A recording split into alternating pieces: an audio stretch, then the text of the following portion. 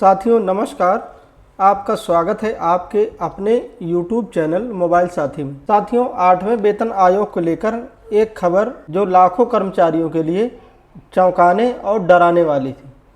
साथियों इस खबर की हेडलाइन इस तरह थी कि 8वें वेतन आयोग को लेकर क्या है नया अपडेट, लाखों केंद्रीय कर्मचारियों को लग सकता है झटका।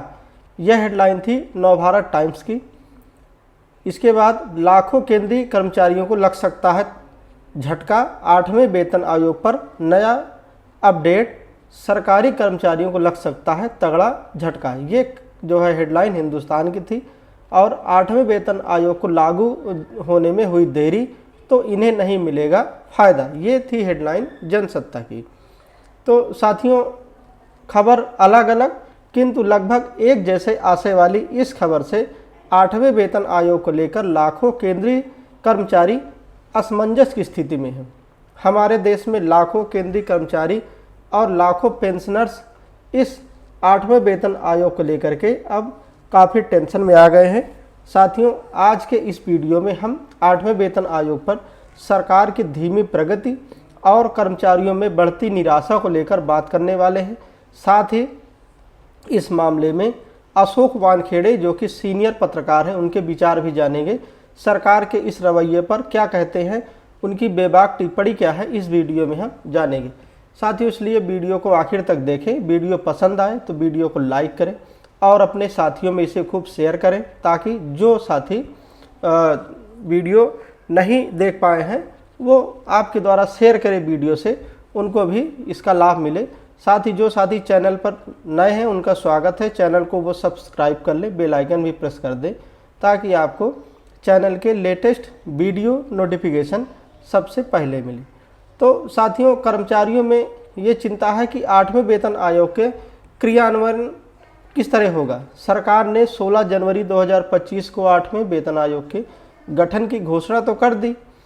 7वें वेतन आयोग का कार्यकाल चूँकि दिसंबर 2025 में समाप्त हो रहा है, ऐसे में नए वेतन आयोग यानी जो नया वेतन आयोग होगा वह जनवरी 2026 से लागू होगा। तो ऐसी दशा में केंद्र सरकार द्वारा वेतन आयोग को लेकर के जो सुस्ती दिखाई जा रही है साथियों उससे कर्मचारी चिंतित हैं।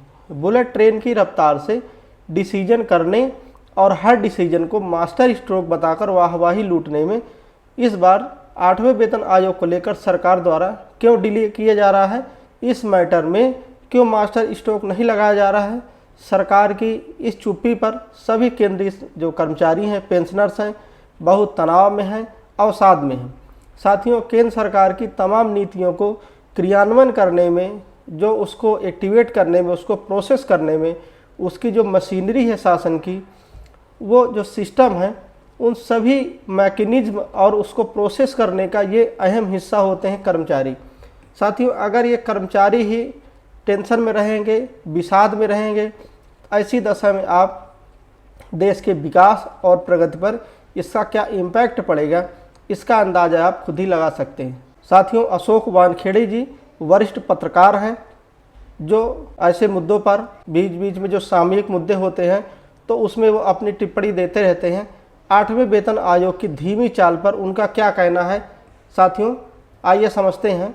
साथियों उनका कहना है केंद्र सरकार की तमाम नीतियों को क्रियान्वयन करने में जो मैकेनिज्म है, जो सिस्टम है, उसका मेजर पुर्जा होते हैं ये कर्मचारी। यदि यही अवसाद में रहेगा तो इसके रिप्लिकेशन क्या हो सकते हैं, इसके जो रिजल्ट है वो क्या हो सकते हैं। साथ ही उन्होंने बताया कि सेंट्रल गवर्नमेंट ने इस साल जनवरी 2025 में 8th पे जो कमीशन है उसको अप्रूवल दिया था। आज हम जून में हैं यानी लगभग आधा साल ख़त्म हो गया है। साल में 12 महीने हैं तो जून 6वां महीना है। ये 6वां महीना ख़त्म होने के बाद 6 महीने बचेंगे।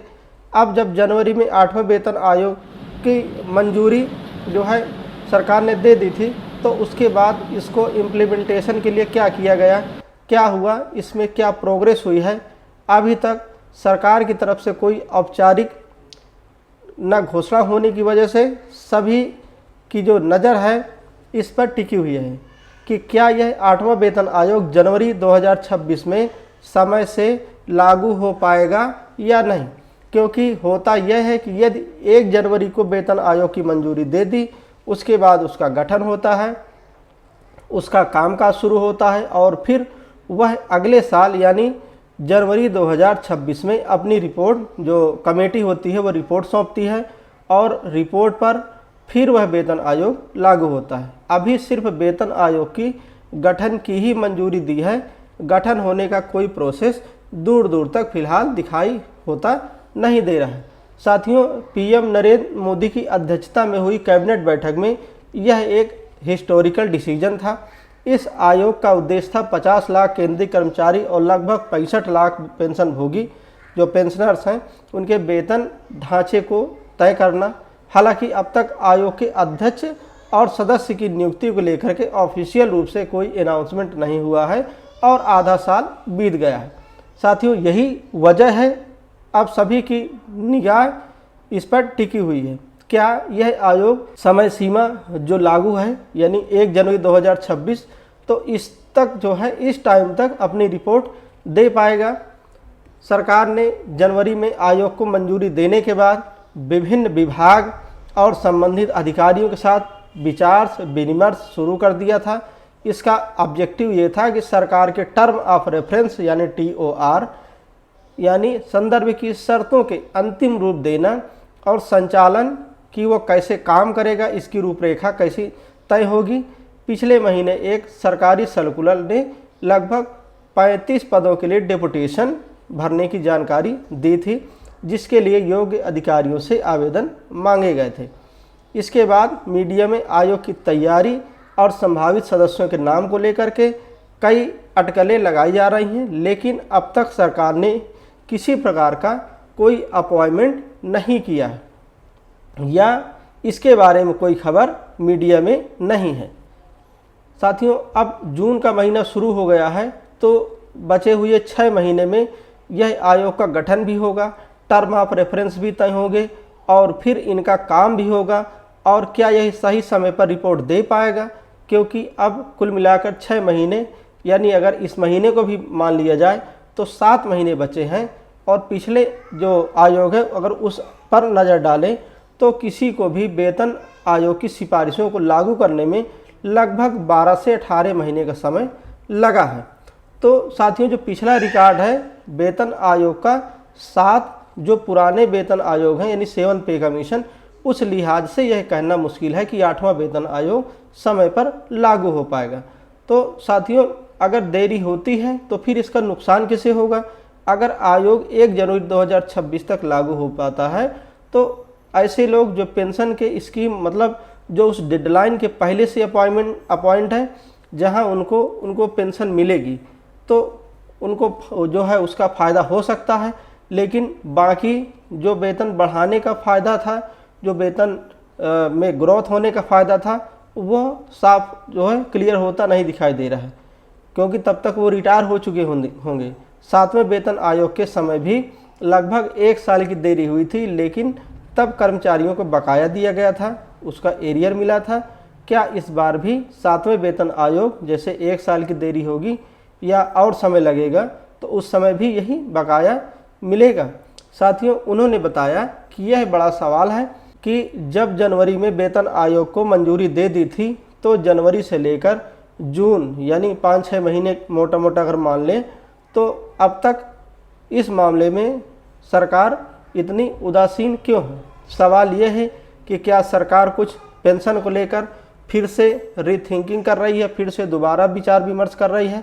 क्या सरकार के ऊपर कोई वित्तीय फाइनेंशियल बर्डन इतना है कि सरकार ने कर्मचारियों के प्रेशर में आके वेतन आयोग की घोषणा तो कर दी, लेकिन जानबूझकर उसको क्रियान्वयन इसका धीरे धीरे किया जा रहा है ताकि इसको लागू होने में 2-1 साल निकाले जा सकें? अभी भी यदि ऐसा ही रहा तो मतलब ये है कि जनवरी 2025 में उसकी मंजूरी, जनवरी 26 में इसका गठन और फिर 1 जनवरी 2027 में क्या ये रिपोर्ट आ पाएगी? क्या ये देरी 2 साल की होगी या इससे ज़्यादा भी होगी? पिछली बार इसके लिए कर्मचारियों ने बहुत से आंदोलन भी किए कि इतना डिले क्यों हुआ, लेकिन इस बार सरकार के पास ऐसा कोई ठोस कारण नहीं है बताने के लिए। साथियों, यह सिर्फ उदासीनता है या ये जानबूझ करके देरी की जा रही है ताकि फाइनेंशियल बर्डन कितना पड़ता है इसका आकलन किया जा सके, असेसमेंट किया जा सके। सरकार की हालत बहुत ख़राब है वित्तीय मामले में, हमारे सर के ऊपर जो लोन है उसका आकलन नहीं किया जा सकता। साथ ही भले ही सरकार जीएसटी के फिगर को बार बार बताती है कि इस बार जीएसटी इतना बढ़ के आया है, महंगाई के छौंक ने जीएसटी की गणित को बिगाड़ के रख दिया है। कई जगह त्यौहार के चलते जीएसटी बढ़ जाता है तो कई जगह कुछ पॉलिसीज के बदलने के कारण जीएसटी बढ़ता है। लेकिन जो मांग निकलनी चाहिए, मांग यदि ठीक से निकलती है तो फिर हमारे यहाँ जो प्रोडक्शन सेक्टर है या इंडस्ट्रियल सेक्टर है, फिर उसका आउटपुट भी बढ़ना चाहिए। हमारे यहाँ उद्योगों का जो पहिया है, व्हील है, धीरे धीरे धीमे होते दिखाई दे रहा है, प्रोडक्शन उसमें कम हो रहा है। क्योंकि कई जगह हमने देखा कि सरकार के जो डेटा हैं एक दूसरे के विरोधाभासी दिखाई देते हैं। यदि मांग बहुत निकलती है यानी डिमांड बहुत अधिक होती है तो फिर सप्लाई की जो है, सप्लाई के लिए उद्योग का पहिया तेज़ी से घूमता है।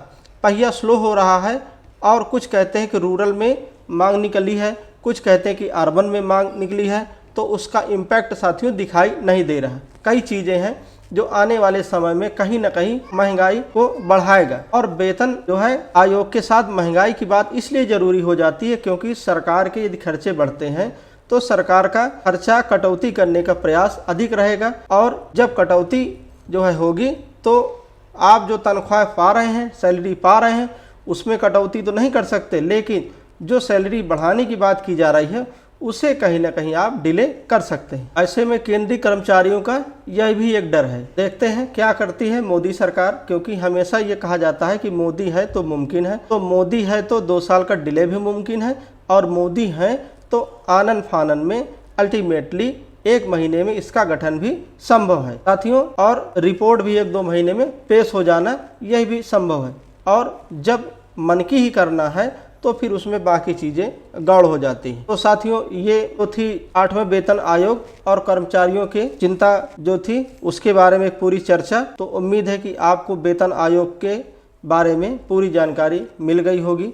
साथियों वीडियो पसंद आया हो तो वीडियो को लाइक करें, अपने साथियों में इसे शेयर करें, साथ ही चैनल को सब्सक्राइब कर लें, बेल आइकन भी प्रेस कर दें ताकि आपको वैसे इन्फॉर्मेटिव वीडियो के लेटेस्ट नोटिफिकेशन अपडेट सबसे पहले मिले।